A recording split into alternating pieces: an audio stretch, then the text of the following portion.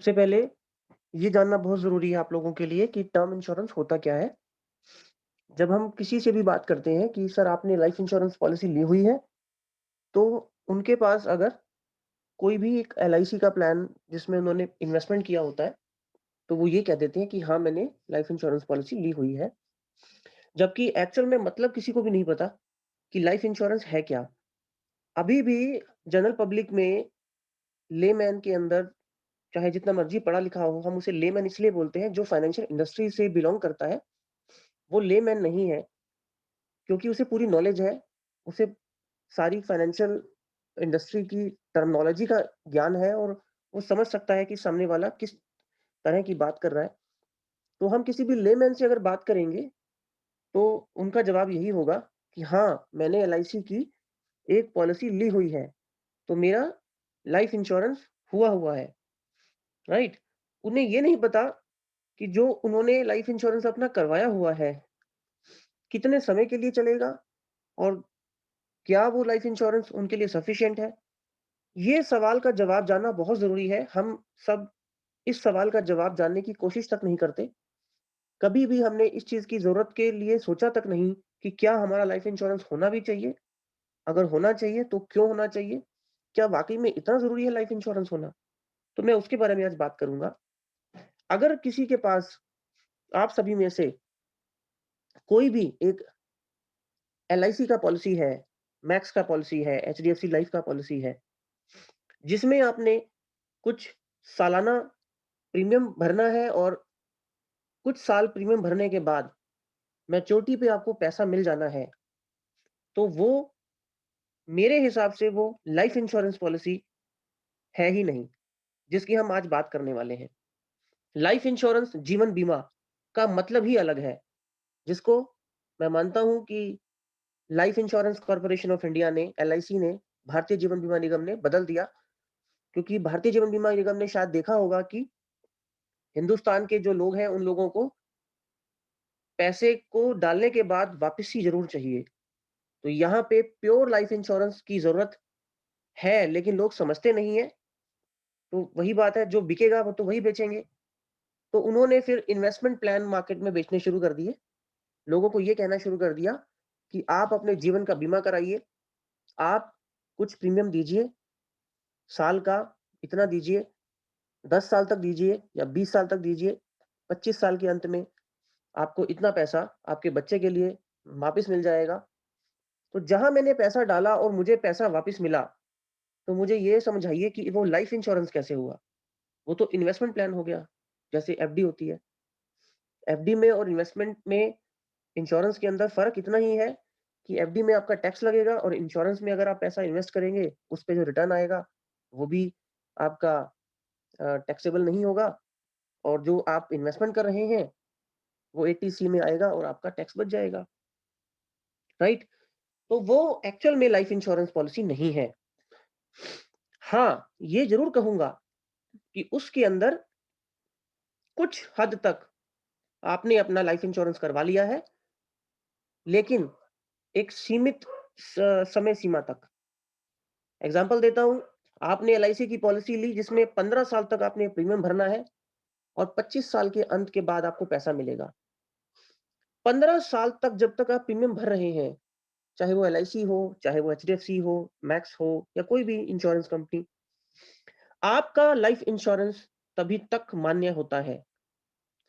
जब आप प्रीमियम भरना बंद कर देते हैं, फिर आपको जो वेट करना है, उस वेटिंग पीरियड में आपका लाइफ इंश्योरेंस नहीं होता। मैच्योरिटी पे आपको पैसा मिल जाता है और एक बार जब आपका पैसा आपके हाथ में आ गया 20 साल के बाद, मान लेते हैं कि आपकी उम्र 30 साल है, आपने प्लान लिया, 50 साल की उम्र के बाद आपका पैसा आपको वापस मिल गया। अब आपका लाइफ इंश्योरेंस है, नहीं है, वो खत्म हो चुका है। क्योंकि आपने एक प्लान लिया था, पैसा डाला, पैसा मिला, प्लान खत्म। That is not life insurance. तो मैं यही आपको समझाना चाहता हूँ।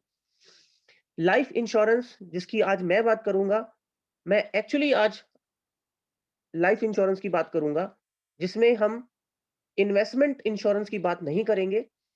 तो आगे से जब आप मुझसे बात करेंगे या आप किसी से भी बात करेंगे, तो यही कहेंगे कि आपको लाइफ इंश्योरेंस करवाना है या इन्वेस्टमेंट इंश्योरेंस के अंदर करना है।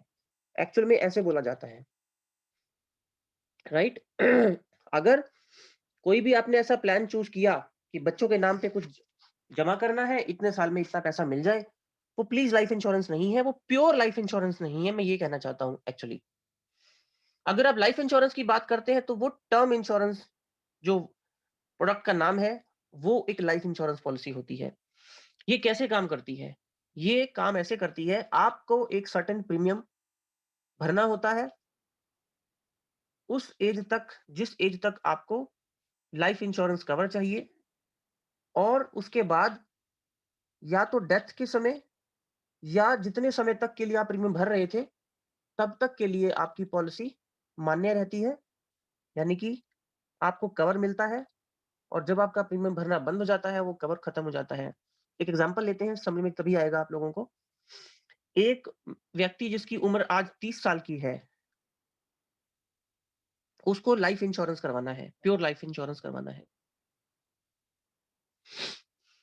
अब उससे ये पूछा जाएगा कि आप लाइफ इंश्योरेंस जो करवाना चाहते हैं, किस उम्र तक के लिए करवाना चाहते हैं?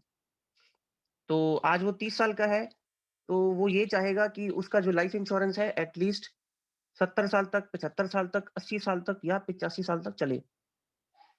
यहाँ पे हम जब किसी से बात करते हैं लाइफ इंश्योरेंस के लिए, यानी कि टर्म इंश्योरेंस के लिए, तो कुछ बहुत अजीब से सवाल पूछते हैं, जो उन लोगों को अजीब लगते हैं, बट हमारी नज़र में अजीब नहीं है। पहला सवाल हमारा ये होता है, सर आपको लाइफ इंश्योरेंस करवाना है, यानी कि टर्म इंश्योरेंस करवाना है। तो पहला सवाल तो ये होता है कि कितनी उम्र तक के लिए करवाना है? तो वो सामने से कभी-कभी ये जवाब भी आता है कि आप बताइए सर कितनी उम्र तक होना चाहिए? जब ये जवाब आता है तो हम उसका जवाब अ, उस सवाल का जवाब जो देते हैं, वो सवाल के रूप में देते हैं, सर ये बताइए कि आपकी फैमिली में जो आपके दादा या उनके दादा या आपके जो परदादा या पीछे किस एज तक जीवित रहे? तो ये उसने सवाल हमारे सुनने के बाद बड़ा अटपटा लगता है, बट वो अटपटा नहीं है। तो वो कहते हैं, "सर ये क्या सवाल हुआ?" मैंने कहा, "नहीं, आप बताइए ना।" तो उनका जवाब जैसे आता है कि हाँ जी, दादाजी 80 साल के बाद चले गए थे, परदादा मेरे 82 साल के बाद चले गए थे और उसके पीछे 80 साल, 82 साल तक तो हमारे मतलब हेरिडिटिकली हम लोग जिए हैं, मतलब लाइफ स्टाइल अच्छा है हमारा, राइट? तो हमें वहाँ पे एक बात का जवाब ये मिल जाता है कि इस इंसान की जो हेरिडिटिकल जो पीछे से चलता आ रहा है, 80-85 साल तक जीने का है। वो बात अलग है कि आजकल के खान-पान के हिसाब से वो कितना जिएगा, कितना नहीं जिएगा, बट एक आइडिया मिल जाता है, तो हम उसे सजेस्ट करते हैं, सर आप कम से कम 80 साल की उम्र तक या 85 साल तक की उम्र के लिए अपना टर्म इंश्योरेंस ज़रूर करवाइए, ओके? और फिर सवाल सेकंड होता है हमारा कि कितने का लाइफ इंश्योरेंस चाहिए आपको? 50 लाख, 1 करोड़, 1.5 करोड़, 2 करोड़? तो वो बताएगा हमें कि हाँ जी, 50 लाख का चाहिए या 75 लाख का चाहिए या 1 करोड़ का चाहिए। तो फिर हम ये पूछते हैं। फिर उसके बाद हम ये पूछते हैं कि आप जो अ, अपना लाइफ इंश्योरेंस करवाना चाहते हैं, उसका पर्पस क्या है? उसे पता ही नहीं होता। उसने तो कहीं सुना होता है कि टर्म इंश्योरेंस मैंने भी करवाया है, तुम भी करवा लो। तो वो मैं आपको आज क्लियर करूँगा। देखिए, हम आज बहुत कुछ कर रहे हैं अपनी फैमिली के लिए। हम कमा रहे हैं, हमारी जीवन की जितनी भी एक्टिविटीज़ हैं, जिनको हम अभी कर रहे हैं, सब कहीं न कहीं हमारी फैमिली से ही रिलेटेड हैं। आज हम रात के 9 बजे बैठे हैं यहाँ पे, तो ये भी एक हम काम कर रहे हैं और ये काम किसके लिए कर रहे हैं? हमारी फैमिली के लिए। तो आज हम ज़िंदा हैं, तो हमारी फैमिली ज़िंदा है। हमने हमारी फैमिली का एक स्टैंडर्ड ऑफ लिविंग मेंटेन कर दिया है। प्लीज़ मेरी बातों को बहुत ध्यान से सुनिएगा, तभी आप भी समझेंगे और आप अपनी आगे क्लाइंट्स को भी समझा पाएँगे और ये बहुत काम की बात है, आप लोगों के लिए भी, जिन लोगों के पास शायद मुझे लगता है 90% से ऊपर लोग होंगे आज इस ग्रुप के अंदर जिनके पास लाइफ इंश्योरेंस नहीं होगा। तो अब मेरे लाइफ इंश्योरेंस वर्ड का मतलब आप लोगों को पता होगा प्लीज़। आप लोगों के पास इन्वेस्टमेंट प्लान्स तो हो सकते हैं। किसी ने ₹20,000 का प्रीमियम भर रहे होंगे एलआईसी में, कोई 50,000 का किसी एचडीएफसी के प्लान में लगा के बैठा हुआ होगा, बट लाइफ इंश्योरेंस नहीं होगा। एनीवेज़, तो हम लोग अपनी फैमिली के लिए काम करते हैं। हमने अपनी फैमिली का एक स्टैंडर्ड मेंटेन कर दिया है, यानी कि हमारी फैमिली आज हम पे डिपेंड है। आज हम अपनी फैमिली को मान लीजिए ₹50,000 महीना या ₹1,00,000 महीना या जो भी एक सर्टेन अमाउंट दे रहे हैं, जिसके बेसिस पे हमारे सारे एक्सपेंसेस डिपेंड करते हैं। मान लीजिए कभी कुछ ऐसा हो गया कि वो फैमिली का कमाने वाला ही नहीं रहा, तो उस समय फैमिली का क्या होगा? आपके अकाउंट में अगर 10 लाख पड़ा हुआ है, 20 लाख पड़ा हुआ है, 25 लाख भी पड़ा हुआ है, क्या वो सफिशिएंट होगा आपकी फैमिली के लिए? ये सवाल मेरा उन लोगों से है जो कुछ शायद सोचेंगे, अरे बहुत पैसा है, 20-25 लाख रुपए पड़ा हुआ है, टेंशन नहीं है, फैमिली को मिल जाएगा, फैमिली बहुत कुछ कर लेगी। बट वो सफिशिएंट नहीं है। आपके मतलब मिस्टर ए जो अपनी फैमिली के बारे में सोच रहे हैं, उनके जाने के बाद उनकी फैमिली के लिए कितना पैसा होना चाहिए? पहले तो इसका कैलकुलेशन समझिए। अगर आज आप मानते हैं कि आपकी फैमिली आपके होते हुए 60,000 से 70,000 रुपया खर्च करती है, बच्चों की एजुकेशन से लेके, सेविंग से लेके, इन्वेस्टमेंट से लेके, हर तरह के खर्चे। दिल्ली जैसे मेट्रो एरिया में या किसी भी मेट्रो एरिया में बात करें तो लाख रुपया, और अगर हम टायर 2, टायर 3 सिटी की बात करें, तो मान सकता हूँ कि 40,000, 50,000 में काम चल जाता होगा। लेकिन वही बात है, 50,000 से कम तो मतलब ही नहीं है कहीं पर भी आप ज़िंदगी जीने की सोच भी लें, और दिल्ली में तो 60-70,000 से कम हम सोच भी नहीं सकते। तो हम एक एवरेज मान के चलते हैं 50,000। तो अगर मुझे ये चाहिए कि मेरी फैमिली का 50,000 जो मैं कमा रहा हूँ, कभी बंद ना हो, कभी बंद ना हो, मैं रहूँ या ना रहूँ।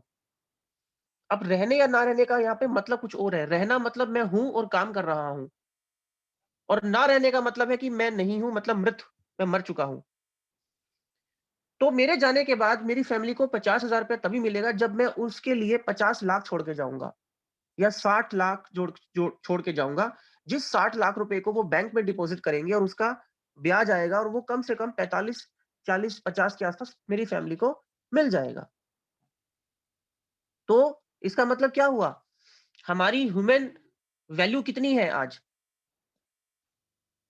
जितना हम कमा रहे हैं,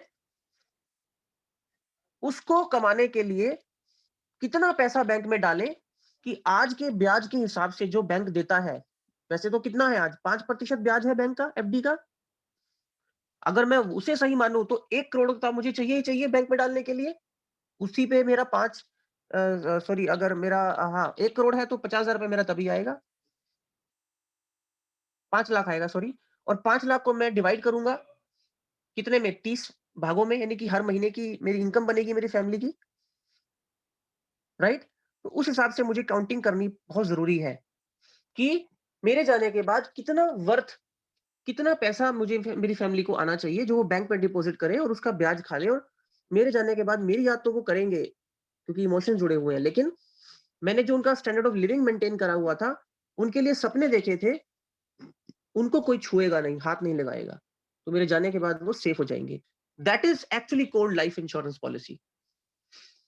अब क्या वो डर अगले सिर्फ 10 साल के लिए है या 20 साल के लिए है? अब मैं इसे रिलेट करूँगा उन लोगों के साथ जिन्होंने एलआईसी की पॉलिसी ली हुई है, या किसी भी तरह की इन्वेस्टमेंट प्लान लिया हुआ है।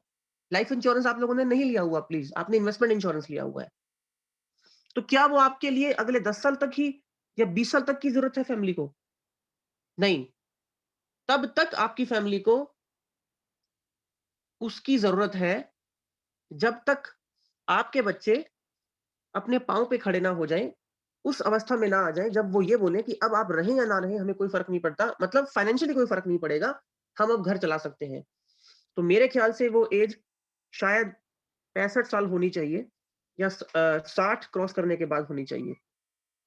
आजकल अगर हम देखें जिस तरह का लाइफ़स्टाइल हो चुका है, आजकल 30 साल की उम्र में तो सबकी शादी ही होती है।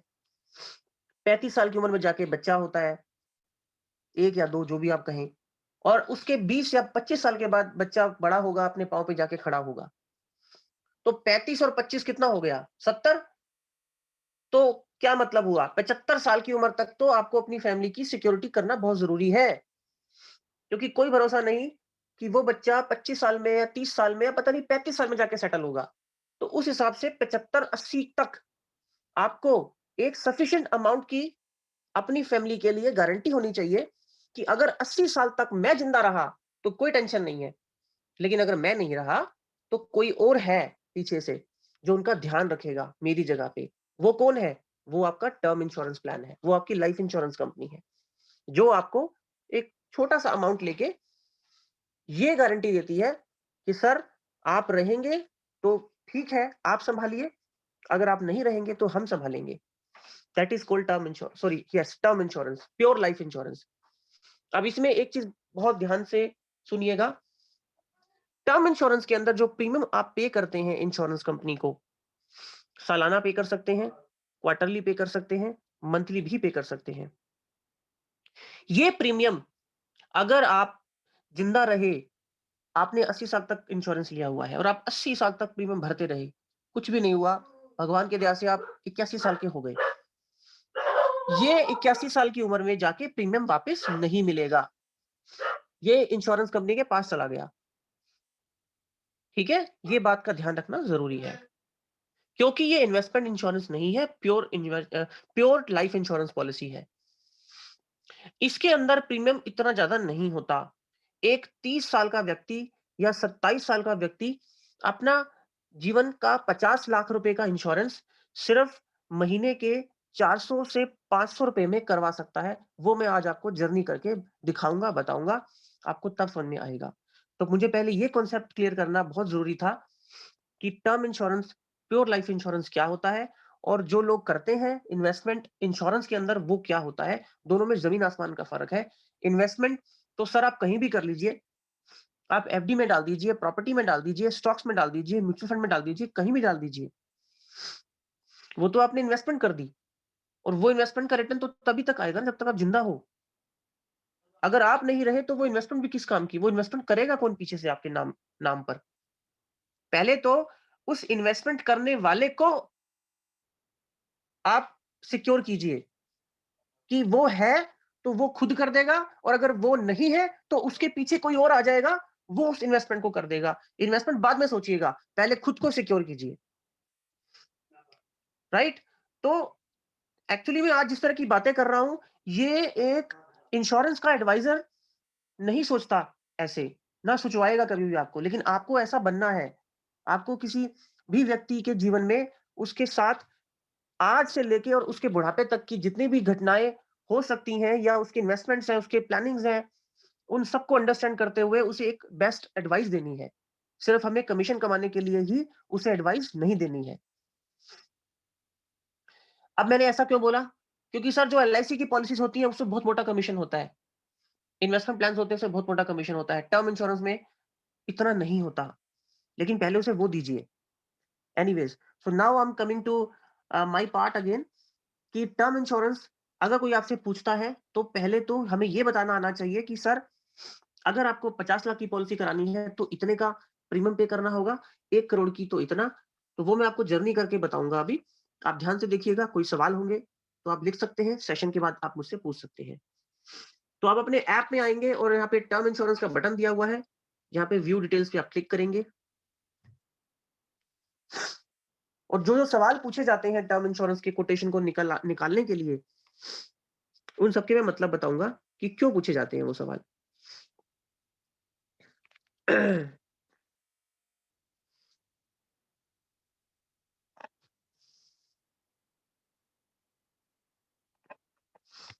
सबसे पहला जेंडर, मेल और फीमेल, क्या जेंडर से कोई फ़र्क पड़ता है? हाँ जी। अगर फीमेल है तो उसका टर्म इंश्योरेंस सस्ता होता है और मेल है तो उसका टर्म इंश्योरेंस थोड़ा महँगा होता है। टोबैको यूज़र आप हैं या नहीं हैं, ये बताना बहुत ज़रूरी है। अगर क्लाइंट या आप अगर अपने लिए एक लाइफ इंश्योरेंस पॉलिसी लेना चाहते हैं और आप टोबैको यूज़ करते हैं, सिगरेट पीते हैं, तो आपका प्रीमियम डेफ़िनिटली ज़्यादा होगा। अगर आप नहीं पीते हैं, तो इंश्योरेंस का प्रीमियम कम होगा। तो ये सवाल जो यहाँ पूछे जा रहे हैं, सब बहुत ज़रूरी हैं, बहुत ध्यान से पूछने हैं अपने क्लाइंट से। एनुअल इनकम क्यों पूछी जाती है? अच्छा, ये इसके पीछे बहुत बड़ा कॉन्सेप्ट है। ये आप प्लीज़ ध्यान से समझिए। आपके पास एक व्यक्ति आया, उस बंदे ने कहा कि मेरी इनकम साल की 50 लाख रुपए है, ओके? तो पहले तो वो ये सवाल पूछ सकता है कि सर 50 लाख की मेरी इनकम है, मेरा टर्म इंश्योरेंस मुझे कराना है, मुझे कितने का कराना चाहिए? बड़ा सिंपल सा तरीका है सर। मैंने आपको वैसे एक स्टोरी सुनाई थी अभी। कि आप अगर 50,000 महीने की कमाई कर रहे हैं, तो आप चाहेंगे ना कि आपकी फैमिली को 50 मिले। तो 50 आपकी फैमिली को मिले उसके लिए करना क्या होगा? जितना आप कमा रहे हैं 50,000 उसका 20 गुना कर दीजिए, ठीक है? यानी कि 50,000 इंटू 12 करिए पहले तो 6 लाख रुपए आपकी साल की इनकम है। उस 6 लाख का 20 गुना, 1 करोड़ 20 लाख, यानी कि सवा करोड़ रुपए आपको बैंक में डालना पड़ेगा, तब जाके आपकी फैमिली को वो 50,000 रुपए मिलने वाले हैं। तो अगर वो व्यक्ति जो 50 लाख रुपए कमा रहा है, तो उसको 20 टाइम्स कहिए या एट लीस्ट 15 गुना तो कहिए ही कहिए, राइट? तो 5 लाख यस 50 लाख कमा रहा है तो 15 पंजे 75, तो उसको कम से कम 75 करोड़ का इंश्योरेंस कराना चाहिए। तो हम एक छोटा एग्जांपल ले लेते हैं। मान लीजिए कोई व्यक्ति 4 लाख या 5 लाख रुपए साल का कमाता है, तो आप उसे सजेशन यही देंगे, सर 15 गुना तो कम से कम आपको कराना ही चाहिए, 15 से 20 गुना। और आईआरडीए का भी ये रूल है कि जिसकी जितनी कमाई होती है, उसकी कमाई का 15 से 20 गुना इंश्योरेंस ही कंपनी देती है। देखिए, ये जो टर्म इंश्योरेंस है ना, थोड़ा कॉम्प्लिकेटेड भी है, इसलिए आप सब कुछ बहुत ध्यान से सुनिएगा, वरना कुछ समझ में नहीं आएगा। अगर कुछ भी आपने डिस्कनेक्ट कर दिया, जो मैं बता रहा हूँ। ये एक टॉपिक ऐसा नहीं है कि मैंने बोला, आप बीच में कहीं उठ के जा रहे हैं, कुछ काम कर रहे हैं, चले गए, वापिस आए और थोड़ा छोड़ के और फिर मैं कुछ बोल रहा हूँ, आपको समझ में आ जाएगा, बिल्कुल समझ में नहीं आएगा, सॉरी। ठीक है? तो एक व्यक्ति अगर 4 लाख या 5 लाख रुपए साल का कमा रहा है, तो उसको 15 से 20 गुना टर्म इंश्योरेंस ही दिया जा सकता है, उससे ज़्यादा नहीं दिया जा सकता। ये ऐसा नहीं है कि मेरे को 2 करोड़ का इंश्योरेंस चाहिए। आप प्रीमियम बताओ ना कितना है? आप बताओ ना 20,000 रुपए महीने का है, सॉरी साल का, हाँ, महीना है, सॉरी साल का है या 50,000 साल का है, मुझे कोई फ़र्क नहीं पड़ता। प्रीमियम मैं भर दूँगा, लेकिन मुझे पॉलिसी 2 करोड़ की ही चाहिए। सर ऐसे नहीं मिलती पॉलिसी, ये भी ध्यान रखिएगा, राइट? पॉलिसी तब मिलेगी जब उस बंदे की जो वो इनकम कह रहा है कि मैं कमाता हूं, वो प्रूव कर पाएगा। अब ये भी बहुत इंपॉर्टेंट है। आप किसी के पास गए और आपने उसे जरूरत समझा दी, जैसे मैं आपको आपकी जरूरत बता रहा हूं, अभी तक आप लोगों के सबके मन में तो नहीं, लेकिन 10% लोगों के मन में जरूर आया होगा कि यार टर्म इंश्योरेंस पॉलिसी तो होना बहुत जरूरी है। तो सर बिल्कुल सही कह रहे हैं, लेकिन क्या आपको पॉलिसी मिलेगी, ये सवाल ज्यादा इंपॉर्टेंट है। उसका जवाब कैसे मिलेगा? आप सोच रहे होंगे कि प्रीमियम पे करेंगे और पॉलिसी करवा लेंगे। ऐसा नहीं होता टर्म इंश्योरेंस में। आपको पहले प्रूव करना पड़ेगा कि आप कमा रहे हैं। अगर आप इंश्योरेंस कंपनी को ये प्रूव नहीं कर पाए कि आप कमा रहे हैं, आपको इंश्योरेंस कंपनी, आप कुछ भी कर लीजिए, टर्म इंश्योरेंस पॉलिसी दे ही नहीं सकती। चाहे आप प्रीमियम जितना मर्जी पे कर दीजिए इंश्योरेंस कंपनी को। अब ये क्या नई चीज है? सर ये नई चीज नहीं है, टर्म इंश्योरेंस होता ही ऐसे है। अब इसको कॉन्सेप्ट को समझिए इंश्योरेंस के। यहाँ पे जो टर्म इंश्योरेंस पॉलिसी है, वो एक्चुअल में इंश्योरेंस आपकी नहीं हो रही है। मैं दोबारा रिपीट करता हूं, एक्चुअल में टर्म इंश्योरेंस पॉलिसी आपकी नहीं हो रही, वो आपकी इनकम की हो रही है। Term insurance policy is the substitute of your income you are earning actually. Term insurance policy is not substitute of you, sorry, आपकी इनकम का है। क्यों? सर आपकी ह्यूमन वैल्यू, मैं क्या, कोई भी नहीं जज कर सकता। एक इंसान की वैल्यू कितनी है? आप अपनी बीवी से या बच्चों से पूछिए ना, अगर उनको कहा जाए कि एक 100 करोड़ रुपए आपके सामने रख दिए जाए और इधर आपके पिता खड़े हैं, तो आप किसे चूज़ करेंगे? डेफिनिटली आपके इमोशंस जुड़े हुए हैं, बात चाहिए पहले, पैसा तो छोड़ो। तो वैल्यू ऐसे जज तो हम कर ही नहीं सकते कि आपको कितने का लाइफ इंश्योरेंस लेना चाहिए, आपकी लाइफ की वैल्यू कितनी है? तो क्या लाइफ की वैल्यू को कोई जज कर सकता है? नहीं कर सकता। तो फिर क्या तरीका है? आप कमा कितना रहे हैं, वो तरीका है। आप अगर 5 लाख महीना कमा रहे हैं और दिखा रहे हैं, दिखाने का मतलब क्या है? इनकम टैक्स भरते होंगे, आपने आईटीआर फाइल की होगी, या अगर आप इनकम सैलरी से आती है तो उसकी सैलरी स्लिप होगी आपके पास, ठीक है? तो अगर आप अपनी इनकम 5 लाख दिखा पा रहे हैं, तो उसका 20 टाइम 1 करोड़। अगर आप अपनी इनकम 10 लाख दिखा पा रहे हैं, तो उसका 20 टाइम 2 करोड़। अगर आप अपनी इनकम 20 लाख दिखा रहे हैं, तो उसका 20 टाइम। इस तरह से आपको टर्म इंश्योरेंस पॉलिसी का जो सम एश्योर्ड है, इंश्योरेंस कंपनी ऐसे डिसाइड करती है। तो इसका मतलब क्या हुआ? टर्म इंश्योरेंस उसी को दे सकते हो जो कमा रहा होगा। जो कमा रहा होगा मतलब जो कमाई को दिखा रहा होगा कहीं ना कहीं। अदरवाइज़ आप उसे टर्म इंश्योरेंस पॉलिसी नहीं दे सकते। तो आप उससे सवाल ये नहीं पूछेंगे, सर आपकी कमाई कितनी है? वो तो कैश की कमाई भी बता देगा। आप ये सवाल पूछेंगे, सर आपकी 1 नंबर की कमाई कितनी है, जो आप इनकम टैक्स में दिखाते हो? अगर आप सैलरीड हो, तो आपके साल का पैकेज कितना है? और अगर आप बिज़नेसमैन हो, तो आपने आईटीआर कितने का भरा था? ये पूछिए आप उससे। और पिछले 2 साल का कम से कम आईटीआर चाहिए होता है, ये भी ध्यान रखिएगा। अदरवाइज़ आप उसे टर्म पॉलिसी नहीं दे सकते, ठीक है? तो अब उसने कहा कि सर मेरा जो आईटीआर है 6-6 लाख रुपए का भरता हूँ हर साल, तो मेरा 2 साल 3 साल से मैं 6 लाख का भर रहा हूँ। तो हम क्या करेंगे यहाँ पे 6 लाख डाल देंगे, ठीक है? अगला सवाल उसकी डेट ऑफ बर्थ, ये तो आप जानते ही होंगे, तो बहुत ज़रूरी सवाल है, क्योंकि यही डिसाइड करेगा कि प्रीमियम कितना होगा, ठीक है? मान लेते हैं कि 1992 उसकी डेट ऑफ बर्थ है। आप रहते कहाँ पर हैं? ये बहुत ज़रूरी सवाल है, क्योंकि सिटी के हिसाब से भी कभी-कभी टर्म पॉलिसी उसे मिलेगी या नहीं मिलेगी, डिपेंड कर जाती है। ये मैं मतलब बताता हूँ मैंने क्या बोला अभी सिटी के हिसाब से। एक्चुअली अभी कोविड में क्या हुआ था, कुछ इंश्योरेंस कंपनियों ने कुछ सिटीज़ को नेगेटिव ज़ोन में डाल दिया था और टर्म इंश्योरेंस पॉलिसी देना बंद कर दिया था। हालाँकि अब ऐसा नहीं है। अब किसी भी सिटी में आप कोई भी सिटी या डालेंगे, पॉलिसी मिल जाएगी आपको। लेकिन हाँ, कुछ इंश्योरेंस कंपनियाँ होती हैं जो कुछ सिटीज़ में टर्म नहीं करती हैं, तो इसलिए सिटी को ठीक डालना बहुत ज़रूरी है। तो अब आपके सामने ये पेज खुल गया है। अब इसका मतलब समझिए, बहुत ही सिंपल है। एक 28 साल के व्यक्ति को जो मैंने डाला यहाँ पे, नॉन स्मोकर है, 28 साल उसकी उम्र है, 6 लाख साल का कमा रहा है, 1 करोड़ रुपए की पॉलिसी मात्र 1000 रुपए पर मंथ में मिल जाएगी।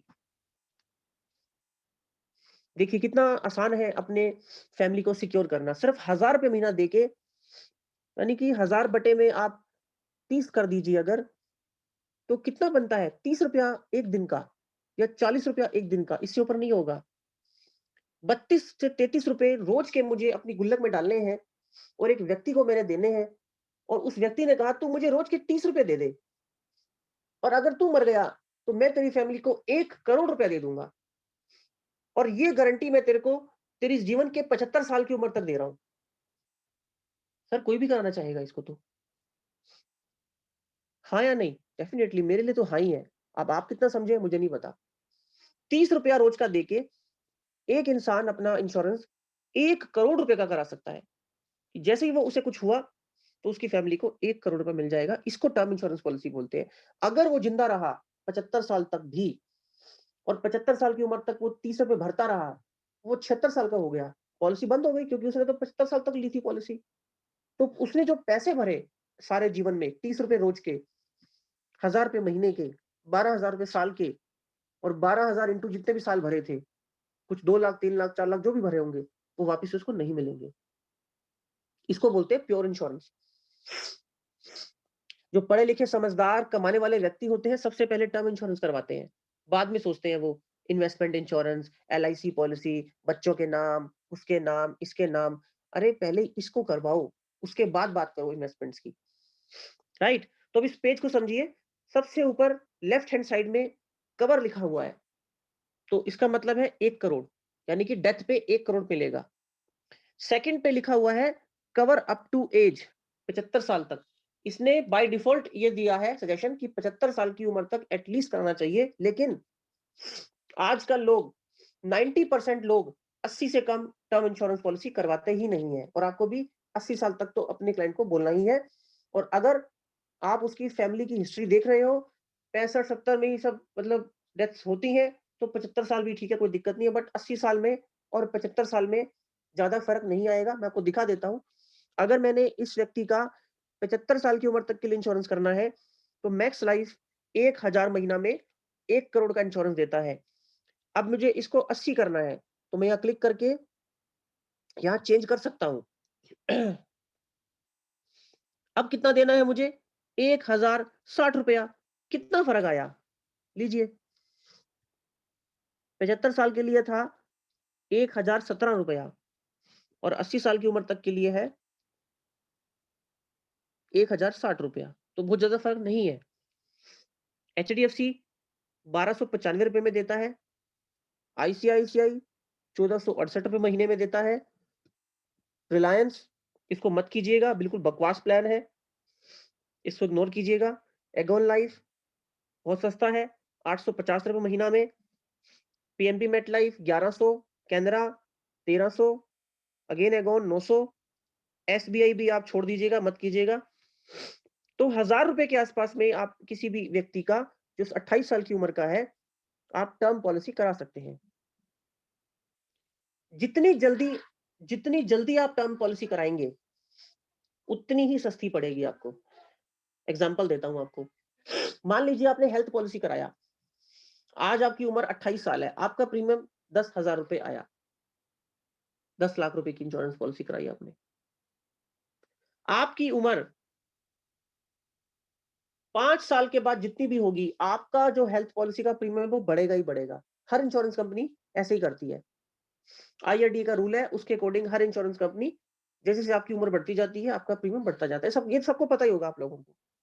ऐसा नहीं है कि आप आज 30 साल के हो, आपने 10 लाख की पॉलिसी ले ली, 10,000 का प्रीमियम जा रहा है, तो सारी ज़िंदगी आपका 10,000 का प्रीमियम ही रहेगा, ऐसा पॉसिबल बिल्कुल नहीं होता है। जैसे-जैसे आपकी उम्र बढ़ती जाएगी, कंपनी हर 5-5 साल के बाद आपका हेल्थ इंश्योरेंस का प्रीमियम बढ़ाती जाती है।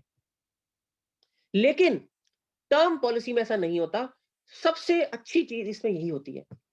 आज अगर मैंने इंश्योरेंस कंपनी के साथ ये कॉन्ट्रैक्ट कर लिया कि सर मेरी 28 साल की उम्र है, 29 साल की उम्र है, मुझे 1 करोड़ रुपए की गारंटी दीजिए और लीजिए मैं आपको हर महीने 1000 रुपए देता हूँ। तो आप चाहे 38 साल के हो जाएँ, 48 साल के हो जाएँ, 60 साल के हो जाएँ या 70 साल के हो जाएँ, आपका ये अमाउंट ₹1060 ही रहेगा। ये लोगों को पता नहीं होती बात। लोग कहते हैं अभी जब थोड़ा कमाना शुरू करेंगे तब टर्म पॉलिसी करा लेंगे। थोड़ा मतलब ज़्यादा कमाना शुरू करेंगे तब करा लेंगे, अभी और ज़रूरतें पूरी करनी है। अब उनकी उम्र मान लो 30 साल है, वो कराएँगे 40 साल की उम्र में। तो पहली बात तो उम्र के हिसाब से उसका प्रीमियम भी बढ़ जाएगा। एग्ज़ाम्पल दें आपको? मान लीजिए 28 साल की उम्र है, मेरा प्रीमियम कितना आ रहा है? ₹1060। अब यही व्यक्ति 28 साल का ना होके मान लेते हैं कि उसकी उम्र ज़्यादा है,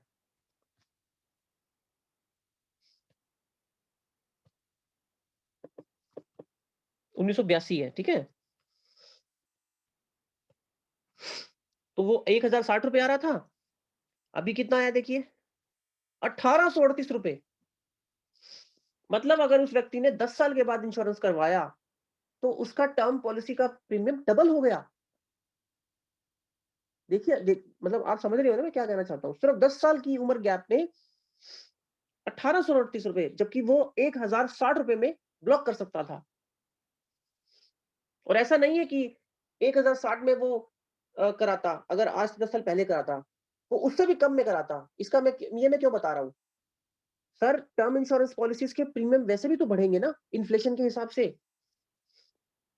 अभी क्या हुआ कोविड के पहले सारी इंश्योरेंस कंपनीज़ के प्रीमियम बहुत कम थे। अगर मैं मैक्स की बात करूँ आज से 15 से 20 दिन पहले जो आज ये ₹1838 आ रहा है पर मंथ, ध्यान से सुनिएगा, यही 11 या ₹1200 था या 1400 था, इससे कम तो था ही नहीं। यानी कि ₹400 जो है, फ़र्क आ गया है ऑलरेडी। ये क्यों आया है? क्योंकि मैक्स को लगा कि हमारा रिस्क बढ़ रहा है, लोगों की डेथ रेट बढ़ रही है, तो अब हम महँगे में पॉलिसी करेंगे। अब हम ₹1000 में किसी को 1 करोड़ रुपए की गारंटी नहीं देने वाले, अब हम ₹1400 में गारंटी देंगे। और आज से साल बाद, 2 साल बाद अगर इंडिया का हालात और खराब हुआ, लोगों का स्टैंडर्ड ऑफ लिविंग गिरना शुरू हो गया, पॉल्यूशंस बढ़ गया, जैसा कि होता जा रहा है, तो इंश्योरेंस कंपनियों के रिस्क बढ़ना शुरू हो जाएँगे। अगर एक आधी महामारी और आ गई, तो इंश्योरेंस कंपनियाँ जितना प्रीमियम आज आपसे ले रही हैं, आपको 1 करोड़ के लिए इंश्योर कर रही हैं, वहीं आपको 3-3 गुना प्रीमियम लेंगी। और शायद एक ऐसा वक़्त भी आना कोई बड़ी बात नहीं है कि आप इंश्योरेंस कंपनी को बोलो, प्लीज़ जितना चाहिए ले लो। जितना चाहिए ले लो, मतलब आप कह रहे हो 2000 महीना, हम आपको 10,000 महीना भरने को तैयार हैं, लेकिन हमें इंश्योरेंस दो 1 करोड़ की, क्योंकि कब मर जाए कुछ पता नहीं चलेगा। फैमिली को सेव तो कर जाएँ। तो एक्चुअली ऐसा हुआ भी था कोविड के टाइम पे। हम तो बिज़नेस करते रहते हैं, तो हम उस हिसाब से आपसे बात कर रहे हैं। कोविड से पहले टर्म पॉलिसी का इतना ज़्यादा क्रेज़ नहीं था, जितना कोविड के बाद आना शुरू हुआ। लोगों ने धड़ल्ले से टर्म पॉलिसीज़ कराई हैं। जिन-जिन लोगों ने सोचा हुआ था कराएँगे, कराएँगे, वो सब सोचना नहीं, अब कराओ, कराओ। क्योंकि कुछ नहीं पता कब क्या हो जाए। और दूसरी चीज़ उनको ये भी पता लगा कि प्रीमियम एकदम से 20% से 40% तक प्रीमियम बढ़े। तो कुछ लोगों ने इसलिए भी करा लिया, राइट? तो प्रीमियम वैसे भी बढ़ जाते हैं, तो एक तो उसका भी फ़ायदा होगा, आज जो बंदा टर्म पॉलिसी करवा लेगा और दूसरा उसकी एज फैक्टर के हिसाब से उसका प्रीमियम जो है, वो फिक्स रहेगा, बढ़ेगा नहीं। तो ये बात ध्यान रखिएगा जब आप किसी क्लाइंट से बात कर रहे हैं, ठीक है? दूसरा मैंने आपको बता ही दिया है कि 75 साल, 80 साल या 85 साल कोई ज़्यादा फ़र्क नहीं पड़ता। कुछ ही रुपयों का फ़र्क पड़ता है। तो बेटर है जहाँ पे आप अपने क्लाइंट को 75 साल की पॉलिसी दे रहे हैं, वहाँ 80 साल की दे दीजिए। ठीक है? ओके। तो अब मैं आपको थोड़ा-थोड़ा ये बता देता हूँ, ये कंपनियाँ हैं, तो इनमें से बेस्ट कंपनी कौन-सी है? देखिए, सबसे ज़्यादा बिकने वाले ब्रांड जो है मार्केट में 4 या 5 ही हैं। मैक्स लाइफ बहुत अच्छा ब्रांड है, एचडीएफसी बहुत अच्छा है, आईसीआईसीआई 3, एगॉन ठीक है, उतना है लेकिन लोग बिलीव नहीं करते। मैं वो ब्रांड्स की बात कर रहा हूँ जो हाथों-हाथ बिक जाता है और सर्विस अच्छी देता है। ठीक? एचडीएफसी, मैक्स और आईसीआईसीआई और उसके बाद आता है बजाज और टाटा एआईए, इनका तो नाम बिकता है मार्केट में। आँख बंद करके पॉलिसी दीजिए क्लाइंट को, कोई दिक्कत नहीं आएगी उसको। ठीक है? ये हो गया। अब इसके बाद ये जो मंथली प्रीमियम है, ये आप क्लाइंट से एनुअली भी उठा सकते हो और आपने कोशिश यही करनी है कि क्लाइंट को एनुअल के बारे में ही बताना है। अब मैं अगर एनुअल देखूँ तो 20,800 है और मंथली देखूँ तो ₹1800 है, राइट? तो अगर आप एक साथ एनुअल प्रीमियम उठाएँगे, तो आप समझ गए होंगे मैं क्यों बोल रहा हूँ। आपको फिर जो पॉइंट्स हैं, वो फिर उस प्रीमियम के हिसाब से मिलेंगे। अगर आप मंथली उठाएँगे तो पॉइंट्स आपको बहुत कम मिलेंगे। लेकिन छोड़ना नहीं है केस को, मंथली आने दो अगर आ रहा है तो, क्योंकि फिर मंथली करके पॉइंट्स मिलेंगे। 1 साल तक आपको वेट करना पड़ेगा और एक साथ उठा लिया, तो एक साथ मिल जाएँगे पॉइंट्स आपको, राइट?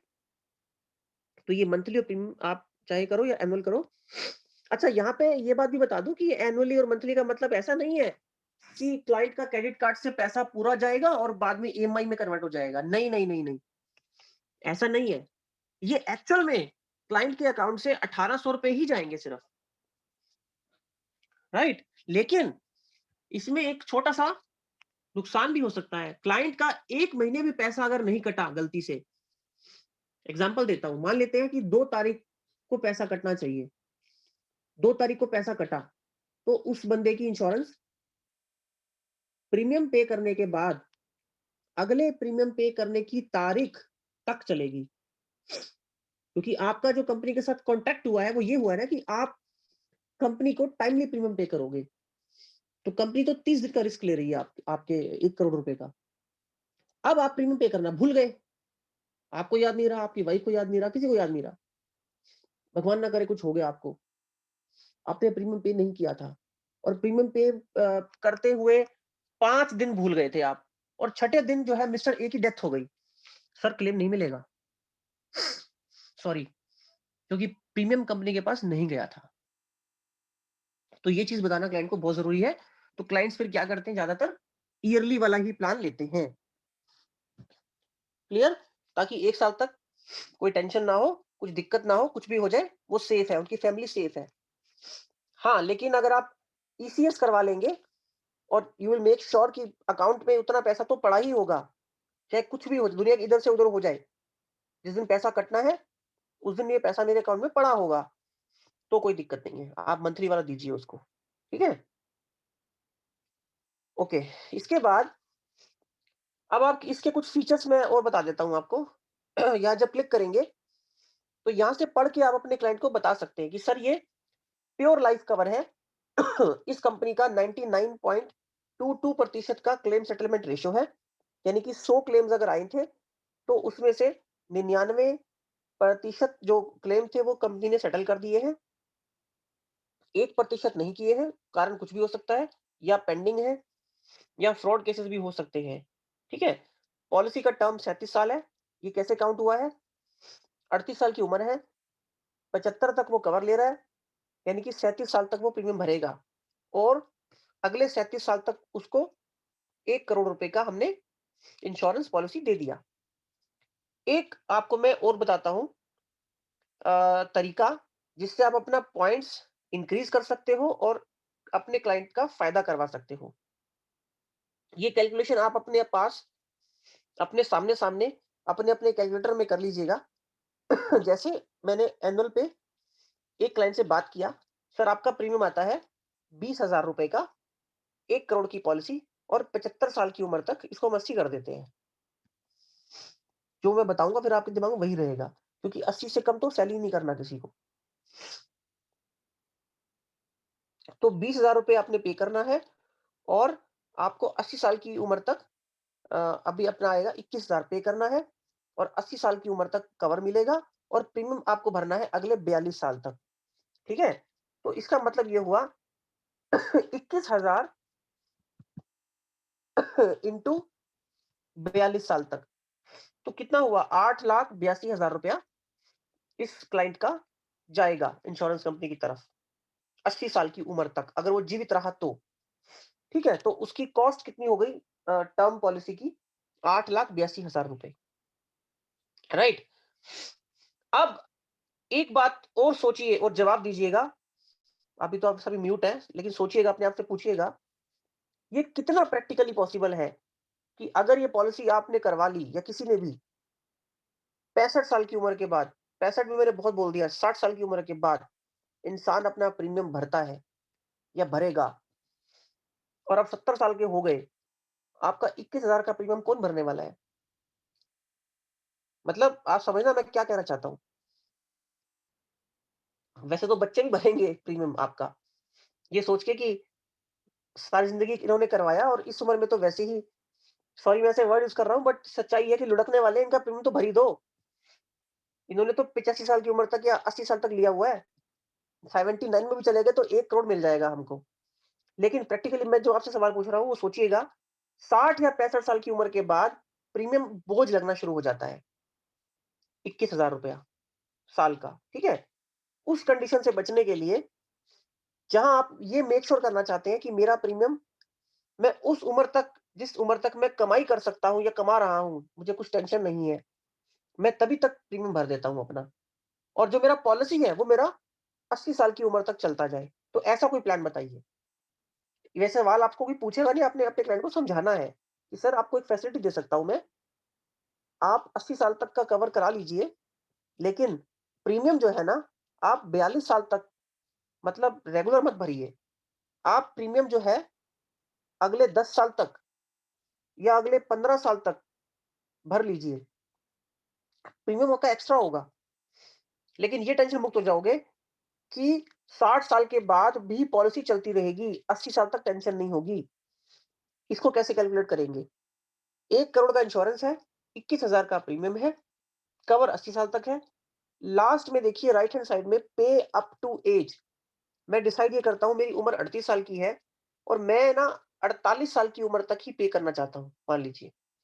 यानी कि मेरा जो प्रीमियम है, मैं अगले 10 साल में सारा का सारा पूरा करना चाहता हूँ और मेरी इंश्योरेंस पॉलिसी 80 साल तक चलनी चाहिए। ये मैं कर सकता हूँ। यहाँ मैं क्लिक करूँगा 48 साल। देखिए प्रीमियम कितना आया, ₹57,000 का प्रीमियम आया है साल का, और भरना मुझे कब तक है? अगले 10 साल तक। लेफ्ट हैंड साइड में नीचे देखिए सभी लोग, पेइंग टर्म लिखा हुआ है 10 साल। यानी कि 57,000 इंटू 10, कितना भरा मैंने? ₹5,70,000। और जबकि मैं कितना भर रहा था? अगर मैं रेगुलर भरता तो ₹8,82,000। तो एक तरह से आपने क्लाइंट का पैसा बचा दिया। कितना? ऑलमोस्ट 40% आपने उसका सेविंग करा दिया।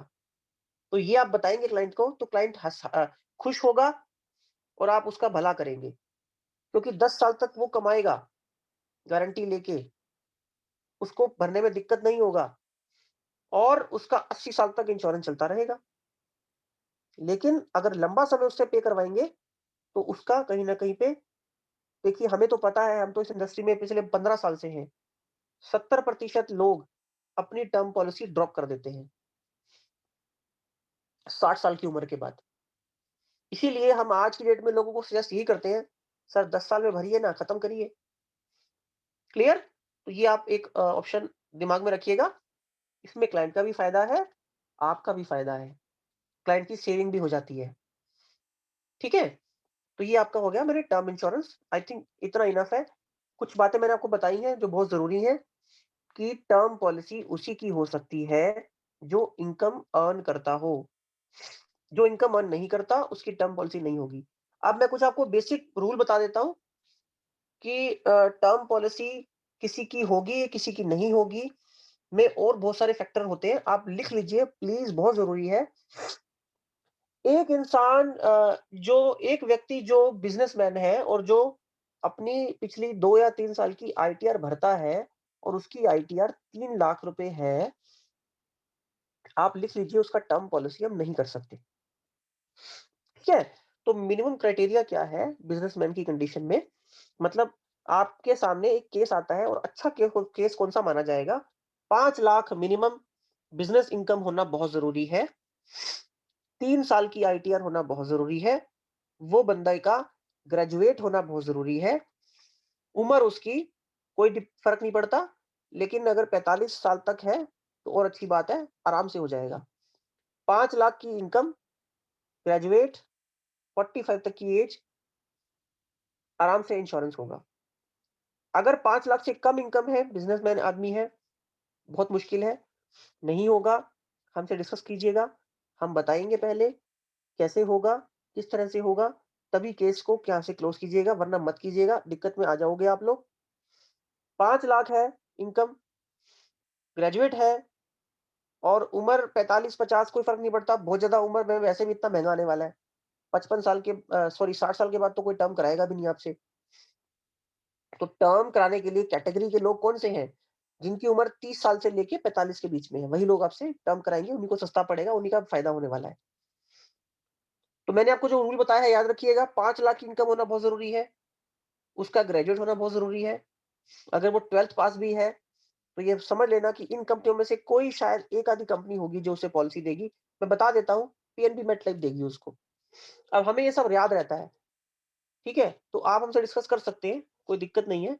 आपको एक नंबर दिया जाएगा, आप वहाँ पे चिट-चैट मतलब व्हाट्सएप चैट कर सकते हो और हमसे सवाल कर सकते हो कि सर मेरा ये क्लाइंट है, इसको मैं टर्म पॉलिसी देना चाहता हूँ। आप बताइए कि किस क्राइटेरिया में आता है, कितने की पॉलिसी दे सकते हैं, कौन-सी कंपनी अच्छी रहेगी इसके लिए? ये सवाल आपको अगर जानने हैं, पूछने हैं, तो हम आपको नंबर दे देंगे, वहाँ पे चैटिंग कर सकते हैं हमसे। दूसरी चीज़, अगर क्लाइंट सैलरीड है, वो सबसे अच्छा केस है आपके लिए। उस कंडीशन में उसकी अगर इनकम 3 लाख भी है, उससे कम नहीं होगा। 3 लाख यानी कि 25,000 महीना कमा रहा है, उसका भी इंश्योरेंस टर्म पॉलिसी हो जाएगा, ईज़िली हो जाएगा। ठीक है? तो वो भी आपका ग्रेजुएट होना चाहिए।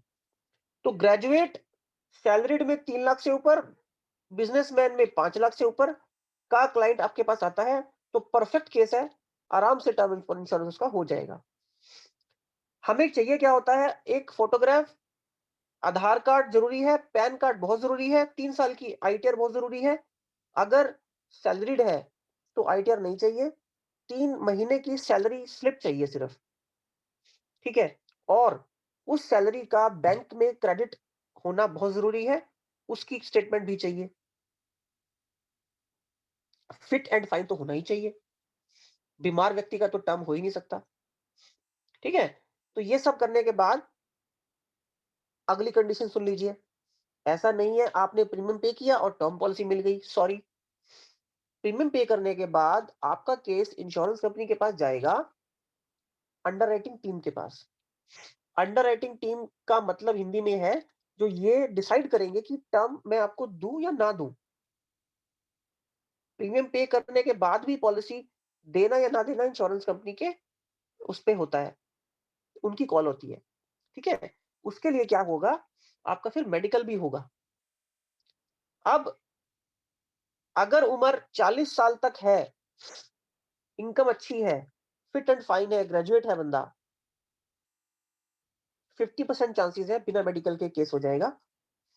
लेकिन क्लाइंट को बोल के रखना है, सर आपका मेडिकल होगा या मेडिकल हो सकता है, 2 बातें बोलनी है आपने। मेडिकल भी फिजिकल भी होता है और टेलीमेडिकल भी होता है।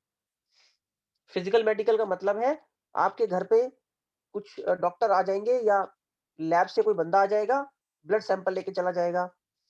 दूसरा, आपको एक लैब बता दी जाएगी आस-पास की और वहाँ पे आपका अपॉइंटमेंट फिक्स कर दिया जाएगा। उसका चार्ज आपसे नहीं लिया जाएगा, डोंट वरी। वो इंश्योरेंस कंपनी के हर शहर में लैब के साथ टाई अप होते हैं।